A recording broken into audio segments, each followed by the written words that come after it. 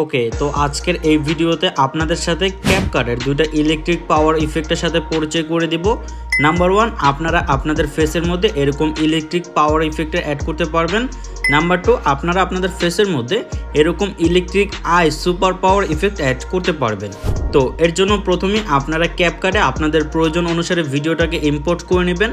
দেন আপনারা ভিডিওর যেখানে আপনাদের এই ইলেকট্রিক পাওয়ার ইফেক্টটি অ্যাড করতে চাচ্ছেন টাইমলাইনটাকে ওইখানে নিয়ে আসবেন।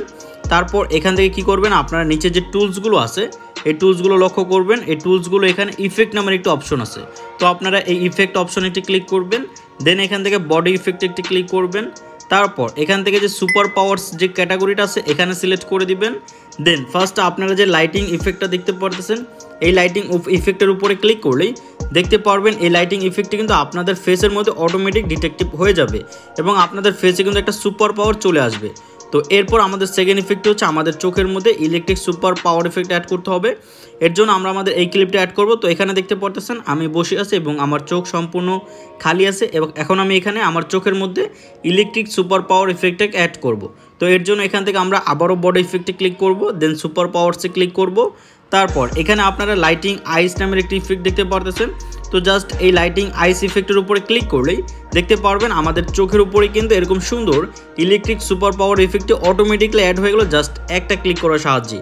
এছাড়াও কিন্তু আপনারা চাইলে এই ইফেক্টটি দ্বারা মানে এই ক্যাপকাট দ্বারা আরও অনেক ধরনের চোখের ইফেক্ট অ্যাড করতে পারবেন। লাইক এখানে আপনারা দেখতে পারতেছেন আমার চোখটি খালি আছে, তো এখান থেকে যদি আমি বডি ইফেক্টে ক্লিক করি দেন সুপার পাওয়ারসে ক্লিক করি, তারপর যদি আমি এখান থেকে এই যে ইলেকট্রিক আইস এই ইফেক্টের উপরে ক্লিক করি তাহলে দেখতে পারতেছেন আমার চোখের মধ্যে কিন্তু এরকম ইলেকট্রিক আইসের পাওয়ারটা চলে আসছে। তো এইভাবে করে কিন্তু আপনারা আপনাদের ভিডিওটিকে আরও বেশি জোস এবং অ্যাটিটিউড আকারে মেক করতে পারবেন।